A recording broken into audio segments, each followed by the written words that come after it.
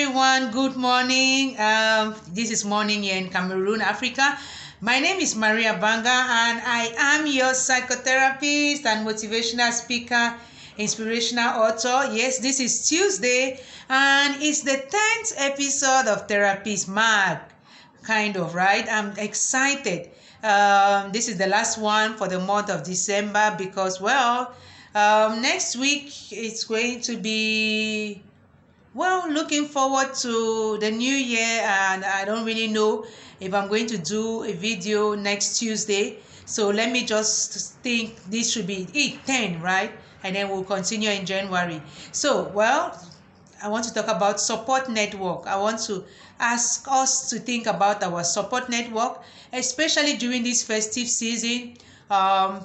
Let's not fake it. Let's keep it real. Let's think about our support network, and let's appreciate those who are in our support network. Let us also think of being a good support for another person. So basically that's what I'm going to be looking about. So I'm specialized in mental health and relational wellness. So everything I talk, I try to look at it from that angle.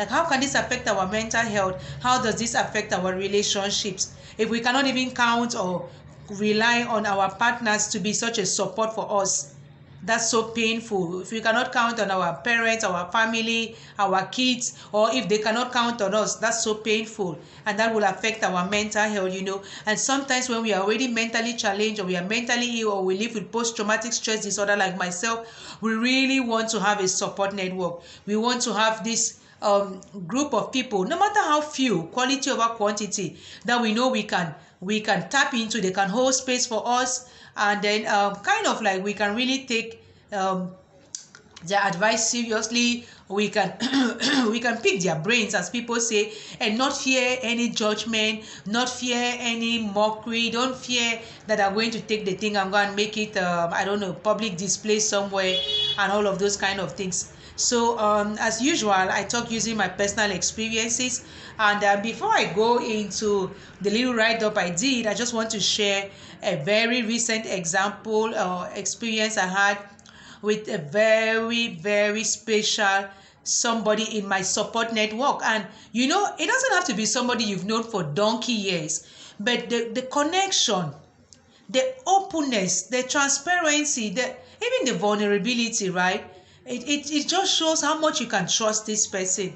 And from day after day, I've just realized, hey, this is really somebody to cherish in my support network, and I just hope I can be such a support for them when they're going to need to. So I'm going to call them my SB, special body. Yes, I'm going to call them my special body. So we've been talking and everything, and recently I really had an emotional, I'm not going to call it quagmire, yeah. So I reached out to them just like that and just shared with them. And it first seemed like they didn't pay attention, or they didn't think that they should ask further questions. But I just asked, like, I wrote this, don't you want to know what's going on? And they were like, okay, so please share.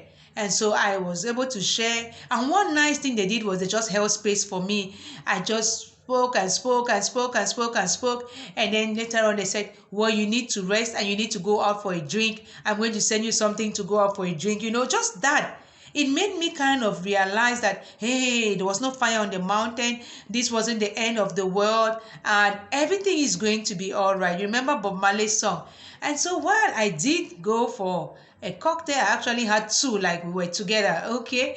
And I was having a conversation with them, and I was thinking about a conversation in my head, right? And thinking about how I was going to handle the situation and all of that.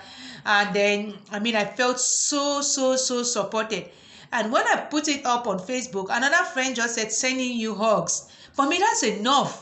You don't need to go into details. Sometimes your support network should be a network of people who, even in silence, can feel you, and they can hold space for you, and they will not judge you. And that's the kind of support you want to also offer to other people. And sometimes just listening without offering solutions. Just listening without offering solutions. That's very important. So yeah, a support network It's a group of people that you can trust to help you in time of need.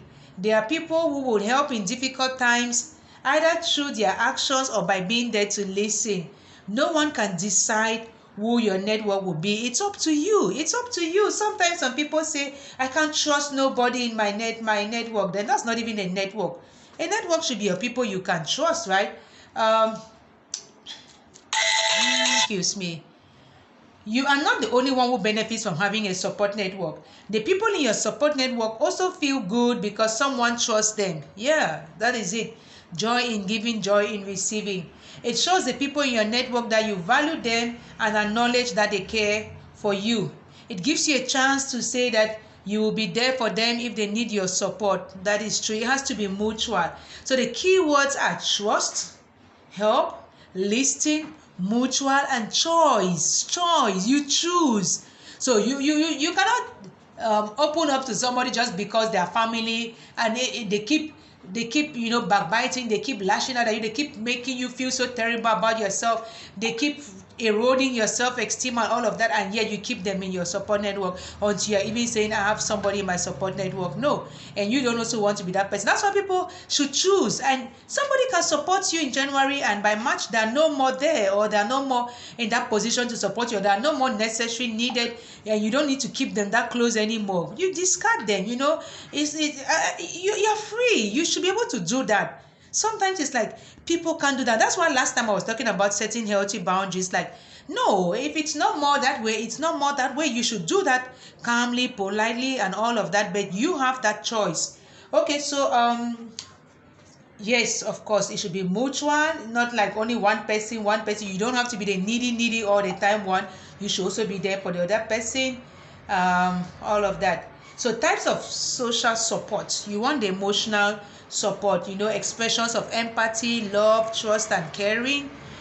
Instrumental support, the tangible and the service one. Somebody who is there for you, maybe to go run an errand, or to lend you some money, or to buy you something. Who doesn't like a gift? I mean, this is Christmas time. I'm still waiting. Okay, well, informational, someone who offers the advice, the suggestions, and the information, without judging, without saying, oh, you're too dull, or don't you Google, and all of those kind of things, listening to the radio, watch the TV. No. That's not support. You don't support somebody by making them feel less than, making them feel bad. No. You support somebody by helping bring out the best in them, providing the information, holding space for them, just sharing things, motivating things, and things that uplifts. Okay, fine. An appraiser, this kind of person, like my friend, I think he was an all-round support network, but you tell somebody something and you want them to kind of give you feedback, like appraise the situation and tell you honestly what they think about it. And then, one thing people should know is that you are free to take somebody's advice or not. So you shouldn't be that kind of person in somebody's support network who gets on your nerves because you told somebody something and the person didn't take that. No, that's not cool.